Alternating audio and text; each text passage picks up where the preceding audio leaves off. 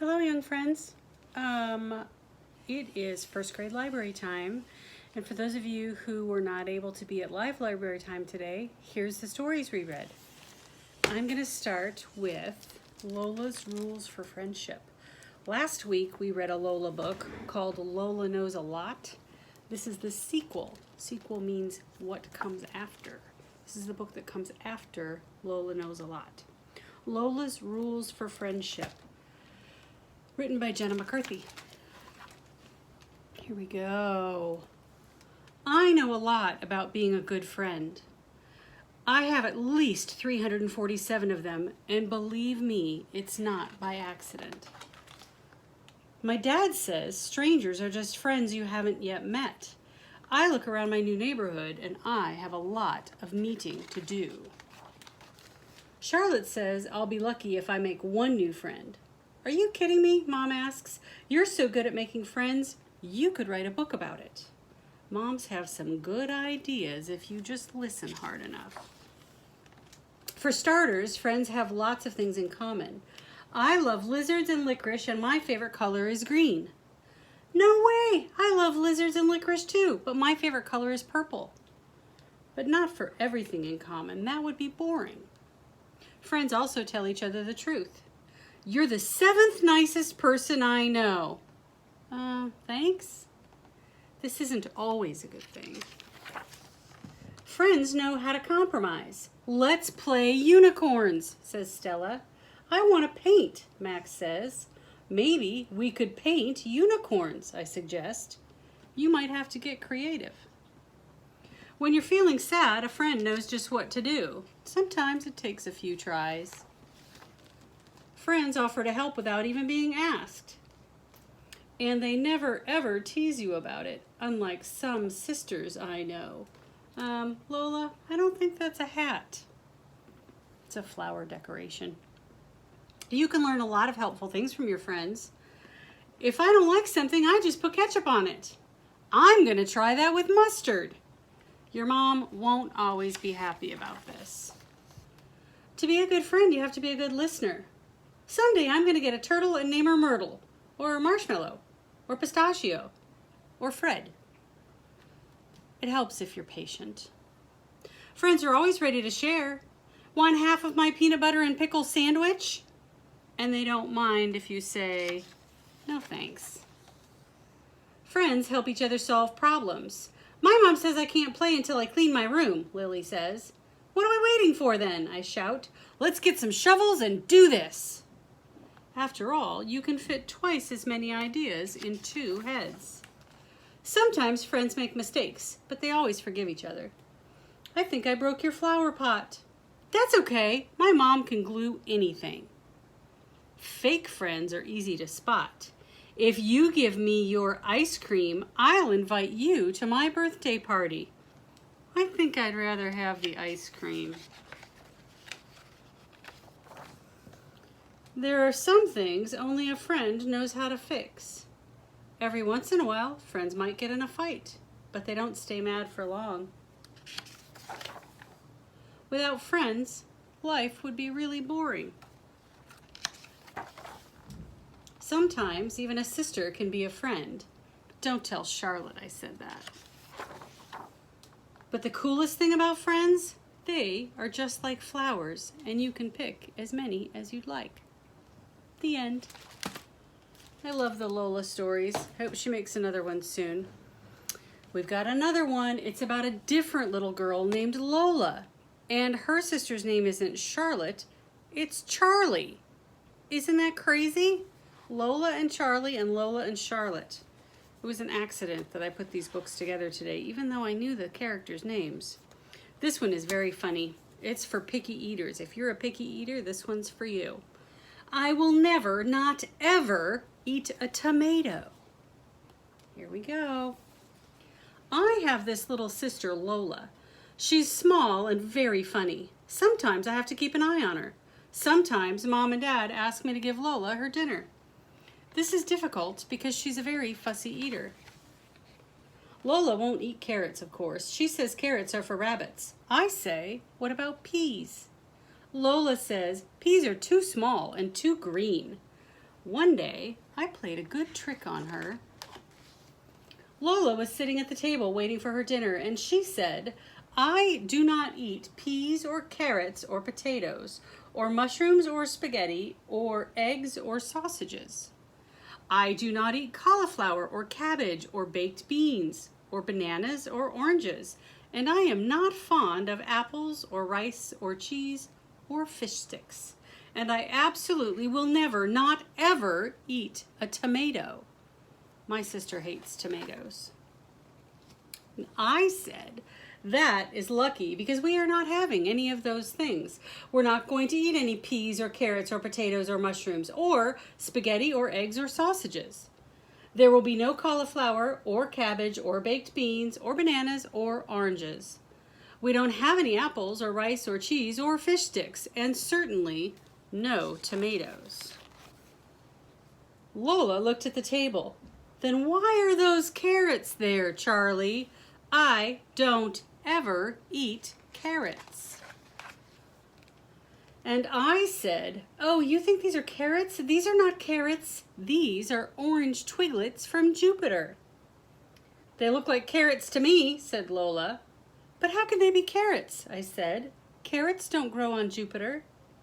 "Well, that's true," said Lola. "Well, I might just try one, if they're all the way from Jupiter." Not bad," she said, and took another bite. Then Lola saw some peas. "I don't eat peas," said Lola. I said, "These are not peas. These are green drops from Greenland, and they're made from green and fall from the sky." "But I don't eat green things," Lola said. "Oh, goody," I said. "I'll have your share. Green drops are so incredibly rare." "Well, maybe I'll nibble just one or two."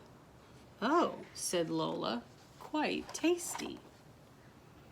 Next, Lola saw the potato. "I will not eat a potato, so don't even try, not even mashed."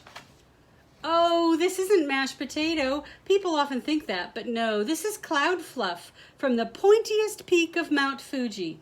"Oh," said Lola, "in that case, a large helping for me. I love to eat cloud." "Charlie," she said, "those look like fish sticks to me, and I would never eat a fish stick." "I know that. These are not fish sticks. These are ocean nibbles from the supermarket under the sea. Mermaids eat them all the time." "Oh, I went to that supermarket one time with Mom.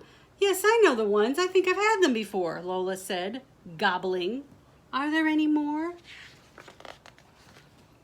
And then she said, "Charlie, will you pass me one of those?" And I said, "What, one of those?" And Lola said, "Yes, Charlie, one of those." And I couldn't believe my eyes, because guess what she was pointing at? The tomatoes. And I said, "Are you sure? Really? One of these?" And she said, "Yes, of course. Moon squirters are my favorite." You didn't think they were tomatoes, did you, Charlie? What a great trick to play on yourself. If there's a new thing that you don't really want to try, make up a funny story about it. Then it's not so weird to try. You might even like it. I've got one more story. This one is by our friend Ed Veer, and we're going to read other stories by him this year. Both of those other stories are about a cat named Max. This is about a very big cat who happens to be a lion, and it's called How to Be a Lion. Here we go. Some say there's only one way to be a lion. They say lions are fierce. If they catch you, they will chomp you. Crunch, crunch, chomp. They say lions can't be gentle. Well, they haven't met Leonard. Leonard loves to walk by himself, feeling the sun warm on his back and the grass under his paws. Some days Leonard walks to his thinking hill. Sometimes he thinks important thoughts. Sometimes he daydreams. Somewhere in between, he hums quietly and plays with words, putting them together this way and that way, making them into poems. Some say, wait, lions are not gentle. Lions do not write poems. And if a lion met a duck, bad luck for that duck, crunch, crunch, chomp. But if Leonard met a duck, what do you think would happen? Hello, said Leonard. I'm Leonard. Well, hello, said the duck.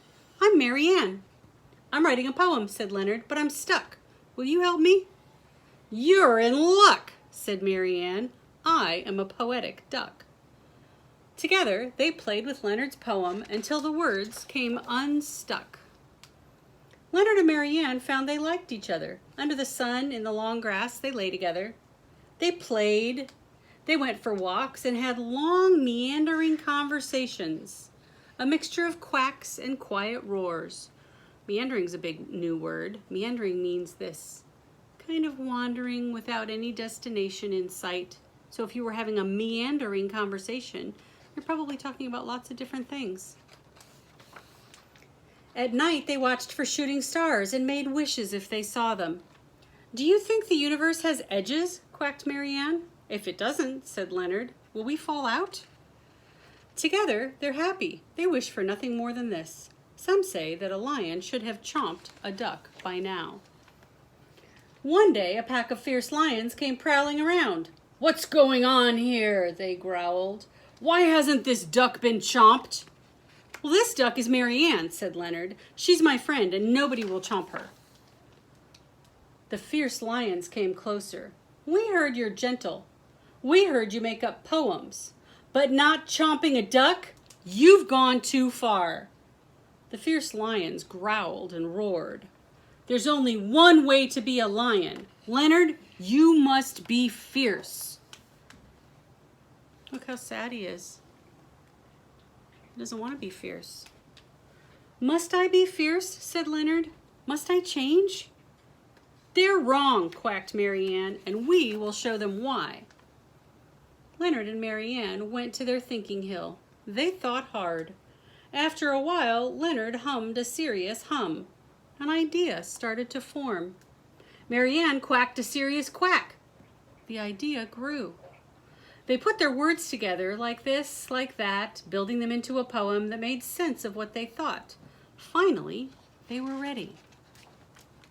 Leonard took a deep breath. I'll say this quietly. I needn't roar to be heard. I can be a friend to a bee or a bird. You said I must change. I must chomp Mary Ann. But chomping your friends is a terrible plan. Let nobody say just one way is true. There are so many ways that you can be you. If there must be a must, then this we must try. Why don't you be you and I will be I? Well, some say words can't change the world. Leonard says, if they make you think, then maybe they can. Is there just one way to be a lion? I don't think so. Do you? Well, my friends, I enjoyed reading those stories to you. I hope you're able to make it to live story time when it is your day for that, which would be, if you're first grader, that would be Tuesdays. If you can't make it, that's okay, because I'm always going to record the stories for you and you'll find them right here on YouTube. All right? I'll see you next time.